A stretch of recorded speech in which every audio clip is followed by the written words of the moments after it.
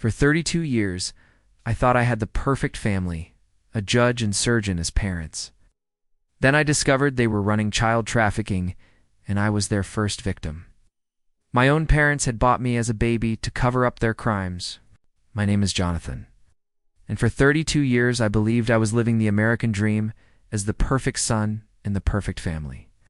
What I didn't know was that my entire life was built on a lie so devastating that when the truth finally came out, it would destroy not just my family, but everyone we had ever claimed to love. I grew up in Westchester County, New York, in a beautiful colonial house with perfectly manicured lawns and a white picket fence that looked like it belonged in a Norman Rockwell painting. My father, Richard Morrison, was a respected federal judge who had been appointed to the bench by 2 different presidents. My mother, Catherine, was a renowned pediatric surgeon at Mount Sinai Hospital who had saved thousands of children's lives over her 30-year career.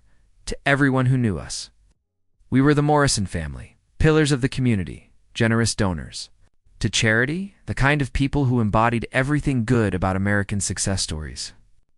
Richard and Catherine had built their careers on principles of justice, healing, and service to others.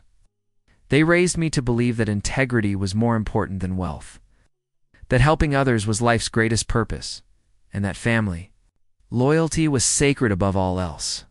I was their golden child, the son who never disappointed them. I graduated valedictorian from prep school, earned a full scholarship to Harvard, and went on to get my law degree from Yale. I followed my father's footsteps into public service, becoming a prosecutor in the Manhattan District Attorney's Office, specializing in cases involving crimes against children. My parents couldn't have been prouder. By 32, I had everything a man could want. I was married to Emma, a brilliant social worker who shared my passion for protecting vulnerable children. We lived in a beautiful brownstone in the Upper East Side, had successful careers that made a difference in the world, and were trying to start a family of our own. My relationship with my parents was everything I'd ever dreamed of. We had dinner together every Sunday, took family vacations to Europe, and they treated Emma like the daughter they'd never had. The 3 of us worked together on various charitable causes, funding scholarships for underprivileged children and supporting organizations that helped victims of abuse. My father would often say that helping children was the family business, and I felt proud to be carrying on that tradition in my work as a prosecutor. Everything changed on a Tuesday morning in October when a case file landed on my desk that would shatter everything I thought I knew about my family and myself. The case involved a child trafficking ring that had been operating in New York for over 25 years. Federal agents had finally broken up the network and arrested dozens of people involved in buying, selling, and abusing children. As the prosecutor assigned to the case, my job was to build the strongest possible charges against these monsters who had destroyed so many innocent lives. I'd prosecuted child abuse cases before, but nothing had prepared me for the scope and sophistication of this operation. The traffickers had been running what appeared to be legitimate adoption agencies and foster care facilities, were actually fronts for selling children to wealthy clients who wanted to abuse them without consequences. The more I dug into the evidence, the sicker I became. These weren't just random criminals. They were respected members of society. Business leaders, politicians, judges, doctors, people who used their positions of trust and authority to access vulnerable children and then cover up their crimes. 3 weeks into my investigation, I was reviewing financial records when I noticed something that made my blood run cold. One of the largest donors to these fake adoption agencies, someone who had contributed over $2 million over the past 20 years, was listed as Morrison Family Trust. My first thought was that it had to be a coincidence. Morrison was a common name, and there were probably dozens of Morrison Family Trusts in New York. But when I cross-referenced the tax ID number, my world collapsed. It was our trust, the charitable foundation my parents had established when I was in college. I stared at the documents for what felt like hours, trying to find some innocent explanation. Maybe my parents had been deceived. Maybe they'd donated to what they thought were legitimate children's charities without realizing they were funding something horrible. My parents were good people, devoted their lives to helping others. There had to be some mistake, but as I kept digging, the evidence became impossible to ignore. The donations weren't one-time gifts to organizations they'd been fooled by. They were regular, substantial payments made directly to the traffickers over more than 2 decades. The money had been used to purchase children to pay off officials who looked the other way and to fund the network that had destroyed hundreds of young lives. I felt physically sick as I realized what this meant. My parents, the people I loved and respected more than anyone in the world, weren't just donors to this network. They were customers. The breakthrough came when I found an encrypted hard drive that had been seized from one of the traffickers. The tech team had finally cracked the password, and inside were thousands of files documenting the network's operations. Client lists, financial records, and most horrifying of all, videos. I almost quit that day when I saw my father's name on the client list. Judge Richard Morrison, listed as a premium client who had been serviced regularly for over 20 years. My mother, Dr. Catherine Morrison, was listed as a facilitator who had provided medical services to ensure the children remained healthy and available. The videos were the final, devastating piece of evidence. Hours and hours of footage showing my parents, the people who had raised me to believe in justice and compassion, systematically abusing children who had been sold to them like commodities. I locked myself in my office and vomited until there was nothing left in my stomach. Then, I sat on the floor and cried like I hadn't cried since I was a child. The 2 people I loved most in the world, the people who had shaped every value I held dear, were monsters of the worst possible kind. But the horror wasn't over. I forced myself to keep reviewing the evidence. I discovered something even more devastating. Among the files was a folder labeled Special Acquisition -1991. Inside were documents and photos related to the purchase of a newborn baby boy from a teenage mother who had been trafficked from Eastern Europe. The baby had been delivered at a private medical facility, the birth certificate falsified to show Richard and Catherine Morrison as the biological parents. The file included photos of the infant, medical records, and even a receipt for the $50,000 adoption fee. The baby was me. I wasn't their son who had been born into a loving family. I was their first victim, purchased when I was 3 days old. From traffickers who had sold my birth mother into sexual slavery, the entire foundation of my identity, everything I thought I knew about who I was and where I came from, was a lie.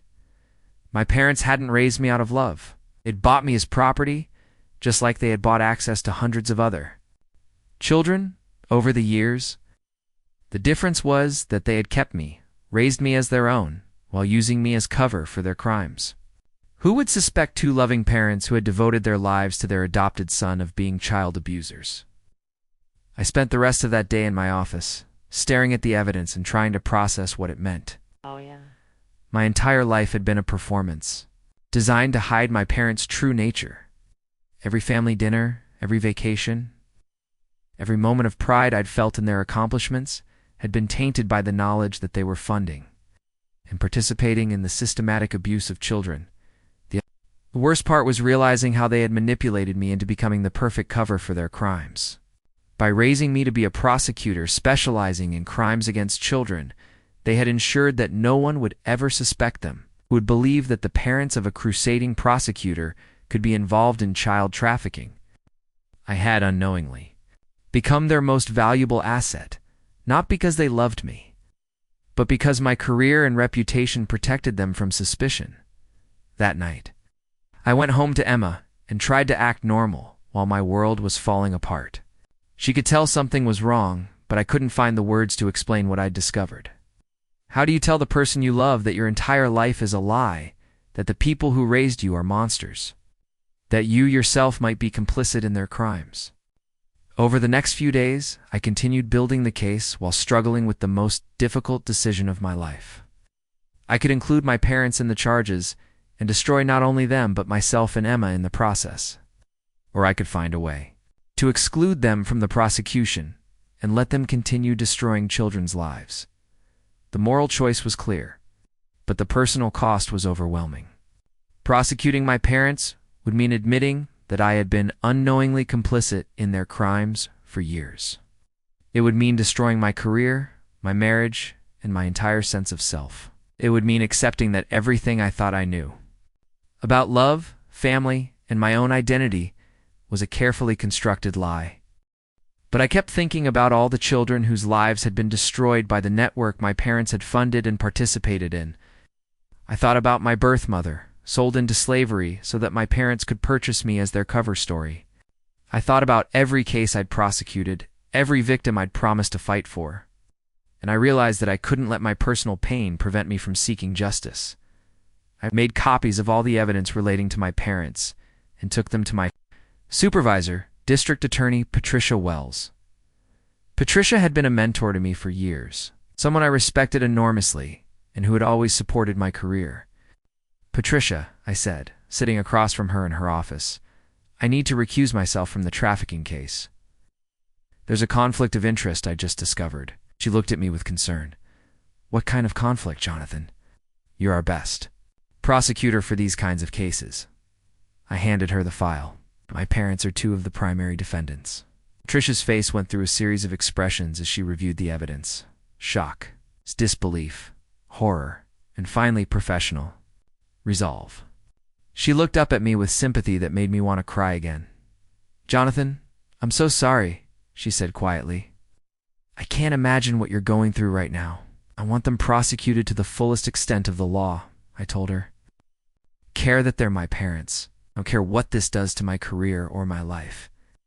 These children deserve justice, and I won't be the reason they don't get it." Patricia assigned the case to another prosecutor, but she asked me to stay involved. As a consulting attorney, since I knew the evidence better than anyone, it was torture, helping to build the case against my own parents. But I knew it was the right thing to do. The hardest part was the moment we arrested them. Federal agents went to their house on a Sunday morning while they were getting ready for church. I wasn't there for the arrest, but I watched the news coverage from my apartment. Seeing my parents led away in handcuffs while neighbors and reporters watched in shock, the media coverage was brutal. Federal judge and renowned surgeon arrested in child trafficking ring. Perfect family's dark secret. Prosecutors' parents charged with decades of child abuse. Every news outlet in the country covered the story of the respected Morrison family's fall from grace. My phone rang, constantly with reporters wanting comments, colleagues expressing shock and sympathy, and friends trying to understand how I could have been so blind to my parents' true nature. The implicit question in everyone's voice was the same. How could you not have known? Emma stood by me through the initial shock. But as the details of the case became public and the media attention intensified, the strain on our marriage became unbearable. She never said it directly, but I could see the doubt in her eyes. Could someone live with monsters for 32 years and never suspect anything? The trial lasted 6 months and was covered extensively by every major news outlet.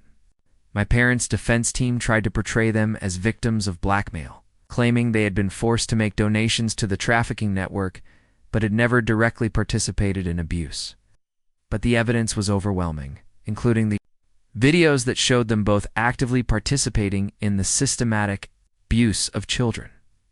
The most devastating moment of the trial came when the prosecutor presented evidence about my own adoption. The courtroom was silent as she explained how my parents had purchased me from traffickers and falsified documents to hide the transaction.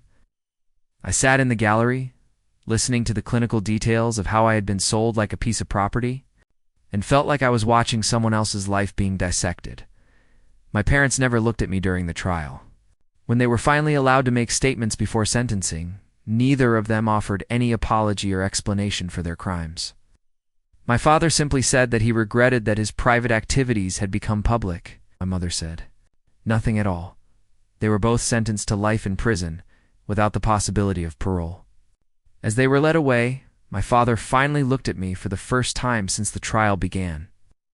I expected to see remorse, or at least some acknowledgement of the pain he had caused me. Instead, I saw anger. He was furious with me for exposing him, for choosing justice over family loyalty. In that moment, I realized that he had never loved me at all. I had been nothing more than a useful tool to him. And now that I had outlived my usefulness, I was just another enemy to be discarded. Aftermath of the trial was almost as difficult as the trial itself. Emma and I divorced 6 months later. She said she still loved me, but couldn't handle the constant media attention and the questions about how much. I had known about my parents' crimes. Our dreams of starting a family together died along with our marriage.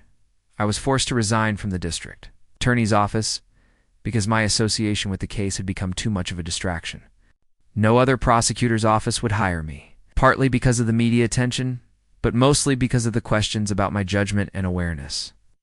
How could they trust someone who had lived with child traffickers for 3 decades without noticing I lost my house, my career, my marriage, and my entire sense of identity?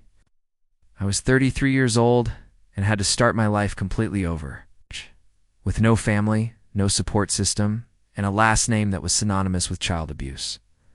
4. A year after the trial, I barely functioned.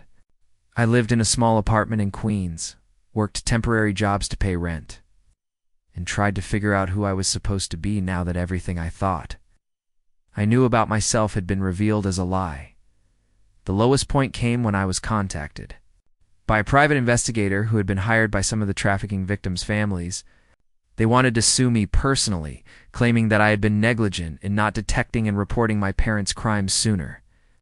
The lawsuit argued that as a prosecutor specializing in child abuse cases, I should have recognized the signs of my parents' criminal activity. The lawsuit was eventually dismissed, but not before it consumed what little savings I had left and destroyed any remaining hope I had of rebuilding my legal career. The judge ruled that I couldn't be held liable for crimes I had no knowledge of, but the damage to my reputation was permanent. It was during this dark period that I was contacted by Maria Santos, a social worker who specialized in helping trafficking victims rebuild their lives. Maria had been following my story and understood something that most people didn't. I was as much a victim of my parents' crimes as anyone else they had abused. "You were their first victim," she told me during our first meeting.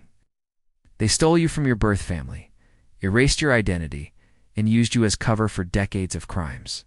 The fact that they treated you differently than their other victims doesn't mean they didn't victimize you."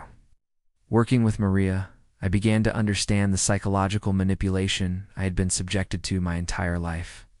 My parents had raised me to be the perfect son, not out of love, but as part of an elaborate scheme to protect themselves from detection. Every value they had instilled in me, every career choice they had encouraged, had been designed to serve their needs rather than mine. The therapy was painful but necessary. I had to grieve not just for the parents I thought I had, but for the entire childhood I had believed was real. I had to accept that my birth family, whoever they were, had been stolen from me, and that I would probably never know my true origins or identity. But slowly, I began to rebuild. With Maria's help, I found work with a nonprofit organization that helped trafficking victims navigate the legal system. It wasn't the prestigious career I had once had, but it felt meaningful in a way that my old job never had. I was finally doing work that wasn't tainted by my parents' manipulation. I also began speaking publicly about my experiences, both as a way to help other victims and to reclaim some control over my narrative. I gave interviews about the warning signs of child trafficking, about how predators hide in plain sight, and about the long-term psychological effects of being raised by abusers. The speaking engagements led to consulting work with law enforcement agencies that were trying to improve their ability to detect and prosecute trafficking cases. I found that my unique perspective as someone who had unknowingly lived with traffickers for decades gave me insights that traditional law enforcement training couldn't provide. 5 years after my parents' conviction, I met Anna, a journalist who was writing a book about the trafficking network my parents had been part of.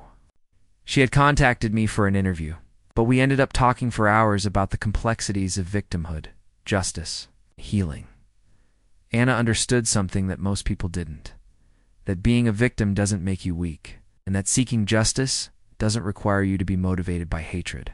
She had covered dozens of stories about people who had survived terrible circumstances and found ways to build meaningful lives afterward. We began dating slowly, both of us cautious about the challenges that my history would bring to any relationship. But Anna was different from Emma. She saw my experience as something that had shaped me rather than something that defined me.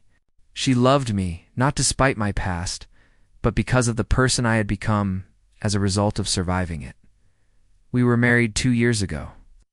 In a small ceremony attended only by close friends and colleagues, Anna took my last name, something that surprised many people, given its association with my parents' crimes. But she said she wanted to help me reclaim it, to show the world that Morrison could be associated with justice and healing rather than abuse and manipulation. Today, an organization that provides support services to trafficking victims and their families, we help survivors navigate the legal system, connect with mental health services, and rebuild their lives after trauma. The organization is funded partly by the restitution payments that were seized from my parents' assets and partly by donations from people who believe in our mission. I've also written a book about my experiences, partly as a form of therapy, but mostly as a way to help other people recognize the warning signs of trafficking and abuse. The book has been used by law enforcement agencies, social workers, and prosecutors to better understand how sophisticated predators operate and how they hide in plain sight. The most rewarding part of my work now is helping other survivors understand that they're not responsible for the crimes committed against them.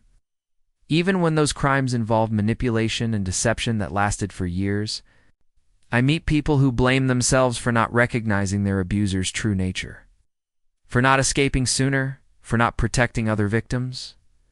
I tell them what Maria told me: recognizing abuse when you're in the middle of it is nearly impossible, especially when the abusers are people you love and trust. I tell them that survival is an accomplishment, not a failure, and that building a meaningful life after trauma is a form of victory that their abusers never wanted them to achieve. Anna and I are expecting our first child next month, a daughter. We're planning to name Hope. The pregnancy has brought up complicated emotions about family, inheritance, and what it means to break cycles of abuse. But it's also filled me with excitement about the opportunity to give a child the kind of genuine, healthy love that I never received. I think about my birth mother sometimes, wondering who she was and what happened to her after my parents purchased me. I've tried to find information about her through the trafficking investigation, but the records from that time period are incomplete, and many of the people involved are dead or in prison. I may never know my true origins. But I've made peace with that uncertainty. My identity isn't determined by where I came from, but by who I choose to be and how I choose to use my experiences to help others. I still struggle with the knowledge that I spent 3 decades unknowingly living with monsters that I prosecuted, crimes similar to the ones my parents were committing, that I built my entire career on principles they were systematically violating. But I've learned that you can't heal from trauma by blaming yourself for not recognizing it. Sooner, my parents destroyed hundreds of children's lives over the course of their criminal careers. They stole my identity and used me as a tool to protect themselves from consequences. They took away my chance to know my birth family and my true heritage, but they didn't destroy me. Despite their manipulation, despite the lies and abuse, I became someone who genuinely cares about protecting vulnerable people, not because they raised me that way, because something in me, something they couldn't touch or control, chose to value justice and compassion. In the end, it's the most complete victory I could have over them. They tried to create that perfect son who would protect them from consequences. But instead, they created someone who would ultimately expose them and spend his life helping their victims heal. Sometimes the worst betrayal leads to the most meaningful purpose. Not because the betrayal was good, because surviving it shows you what really matters and who you truly want to be. My name is Jonathan Morrison. I'm not the son of monsters.